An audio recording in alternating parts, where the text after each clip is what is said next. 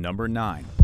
Escape to South America. When the Third Reich fell, as many as 9,000 Nazi officers and collaborators fled from Europe to South America, where they took on new identities and started new lives, hoping to evade accountability for their war crimes.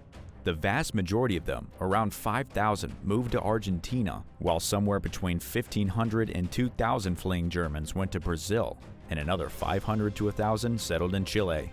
Argentina had close ties with Germany before the war, and had remained mostly neutral throughout the conflict, making it an ideal place for wanted criminals to go. The country's president, Juan Perón, helped smuggle thousands of Nazis out of Europe by ordering intelligence officers and diplomats to establish escape routes through ports in Spain and Italy. He also recruited former Third Reich members with skills that he thought might benefit his government. Some Vatican officials unknowingly helped war criminals who they believed were Catholic refugees, while others did it with full awareness by providing them with false identity documents. Many of the Nazis who went to South America never faced justice and lived comfortably for the rest of their lives. Among them were SS Colonel Walter Rauff, whose mobile gas chambers killed about 100,000 Holocaust victims, and Dr. Josef Mengele, nicknamed the Angel of Death. He went down in history for his gruesome medical experiments he performed on Auschwitz prisoners, including children. Most times, officials never discovered these individuals' real identities. There were also instances where authorities refused to extradite an accused war criminal back to Europe. Number 8. Capturing the most wanted Nazi.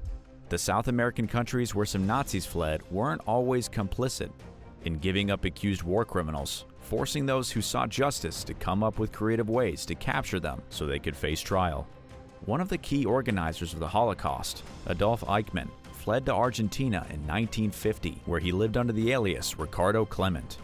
He took his family with him, settled in a middle-class suburb, and got a job at a Mercedes-Benz factory. In 1957, Israel's intelligence agency, Mossad, received a tip about Eichmann's whereabouts and his new identity. 3 years later, as Argentina's 150th anniversary of its revolution against Spain drew enormous crowds of tourists, Mossad smuggled agents into the country unnoticed. Knowing the government might not cooperate with plans to extradite Eichmann, they kidnapped him while he walked home from the bus stop. The agents drugged the man, disguised him as an incapacitated Israeli airline employee who had suffered head trauma in an accident, and flew him to Israel. Argentina demanded Eichmann's return, but Israel refused. Eichmann claimed he was just following orders, but the courts found him guilty of 15 war crimes and sentenced him to death. The Israelis hung him near Tel Aviv in 1962. Number 7. Some were caught decades later. Officials have brought many aging former Nazis to justice in recent years, despite their frail condition, including Friedrich Karl Berger, a former concentration camp guard who had resettled in Tennessee. A judge ordered his deportation back to Germany under the Holtzman Amendment, which bans participants of Nazi persecution from living in the United States. Berger arrived back in Germany at the age of 95, making him the 70th former Nazi to be deported from the U.S. A court determined that he willingly guarded prisoners and did not request a transfer to another job position. It was also found that he was still receiving a pension from Germany for his wartime service. Just a few years earlier, former Nazi labor camp guard Jakiw Palij was removed from his home in Queens by ICE agents. The 95-year-old left his house in a wheelchair. Then ICE agents placed him on a stretcher, marking the beginning of his journey back to Germany to face trial. Palij had received a deportation order 14 years earlier, but stayed in the U.S. until 2018. He became an American citizen in 1957 after lying about his role in Nazi atrocities, only drawing the attention of authorities after finally admitting the truth in 2001. The ailing elderly man died at a nursing home in Germany just a few months after being deported. Bringing alleged Nazi war criminals to justice has become a controversial practice, given their age. But many, if not most, believe that someone who went along with the Germans' horrifying human rights abuses should face accountability for their actions, no matter how old or ailing they are. Number 6. Nuremberg Trials. Between 1945 and 1946, authorities brought 21 of the highest-ranking Nazi officials, military members, and collaborators to justice in Nuremberg, Germany. The International Military Tribunal led the trial, a coalition formed by the 4 main Allied nations, including the US, the UK, the Soviet Union, and France. The defendants included former cabinet ministers, economic leaders and planners, military leaders, and others who committed horrifying atrocities during the war. Leading Nazi Party member Rudolf Hess, economic planner Albert Speer, and head of the forced labor program Fritz Sauckel were among the accused. Charges included crimes against peace, war crimes, crimes against humanity, and conspiracy to commit these crimes. Prosecutors and defense lawyers argued cases based on British and American law, while high-level advisors tasked a tribunal of judges with deciding cases and imposing sentences. The tribunal found all but 3 of the defendants guilty. The judges sentenced 12 to death, and the rest received prison sentences ranging from 10 years to life. On October 16, 1946, the court hanged 10 of the convicted. Hitler's designated successor, Hermann Göring, committed suicide the night before by swallowing a cyanide pill. The tribunal held 12 more trials at Nuremberg over the next 3 years. It tried 185 propagandists, doctors, lawyers, judges, industrialists, and other Nazi collaborators, resulting in 8 life in prison terms, 77 other varying prison sentences, and 12 death sentences. Do you think the death sentence for war crimes is justified? Or should these criminals receive a life sentence? Tell me what you think in the comments. Remember to subscribe to the channel if you haven't already. Number 5. Some committed suicide to avoid facing justice.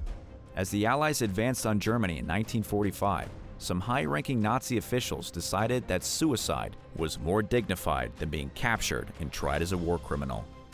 The most famous among them, of course, was Adolf Hitler, who retreated into a secret bunker beneath his headquarters in Berlin with his mistress, Eva Braun. In April 1945, they spent their last days in the fully self-sufficient 18-room shelter with their dogs. The couple poisoned the dogs with cyanide before taking it themselves, and Hitler then shot himself. As the Soviets approached, the Nazis cremated their bodies in a hurry.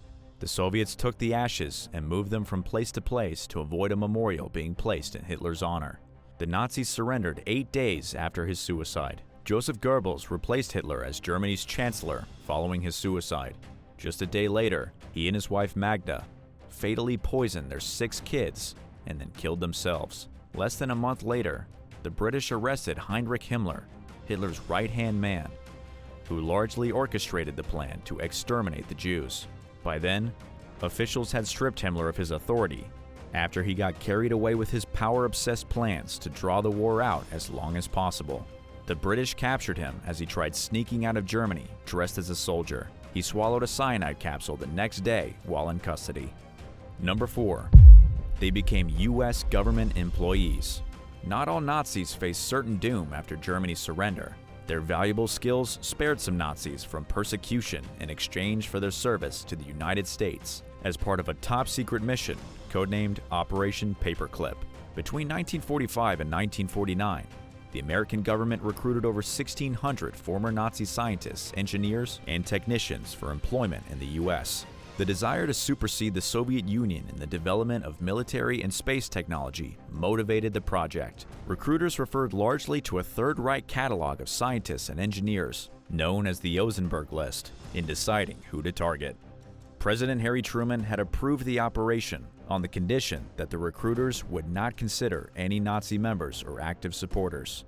Intelligence officials worked around the provision by erasing evidence of potential war crimes from scientists' records. They justified doing so based on the belief that the recruits had valuable knowledge that would advance America's post-war efforts. Those who supported the operation argued that failing to consider former Nazis for employment could easily tip the balance of power in favor of the Soviet Union. Opponents believed it was simply inexcusable to overlook someone's wartime atrocities based on their talent or intellect, avoiding them to sneak out from underneath accountability for their actions. How do you feel about this arrangement? Let me know in the comments below. Number 3. They went to work for the Soviet Union. As the U.S. secretly recruited former Nazi scientists and engineers to work for the government after World War II, the Soviet Union also set its sights on acquiring skilled German experts who could aid in the development of military and space technology. While America extracted its candidates from West Germany, which was occupied by the US, Great Britain, and France after the war, the Soviet Union searched for talent in East Germany. Immediately after the war, Soviet authorities had sent the country's best and brightest rocket scientists to East Germany to learn from the talent there.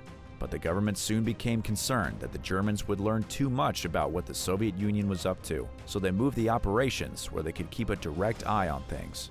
In a mission codenamed Operation Osowiekim, the Society for the Assistance of Defense, Aircraft and Chemical Construction, the Soviet Army removed over 2,200 German specialists from their homes at gunpoint in the early morning hours of October 22, 1946. The Soviets put them on trains bound for the USSR, where they forced them to assist with the production and design of missiles. Scientists' wives had a choice of whether to stay in Germany or go with their husbands, and authorities gave unmarried couples the same options. Most partners and their children went. The Soviets transported between 6,000 and 7,000 people out of Germany. They also loaded their families' belongings onto trains and took them to the Soviet Union. The Soviets placed top-ranking experts in luxurious mansions and vacation homes. The conditions of the research facilities were less impressive. Scientific equipment that the Soviets transported from Germany ended up being scrapped because of a lack of space for it, and they also lost many blueprints. The Soviets had a high level of distrust for the scientists that they had captured. By 1948, the recruits were receiving assignments that excluded them from knowing too much. Soviet program directors sent most of their scientists back to Germany by 1950. Number 2. They lived normal lives. As someone whose grandparents the Nazis murdered in the Holocaust, British director Holland was curious to find out what happened to former members of the Third Reich.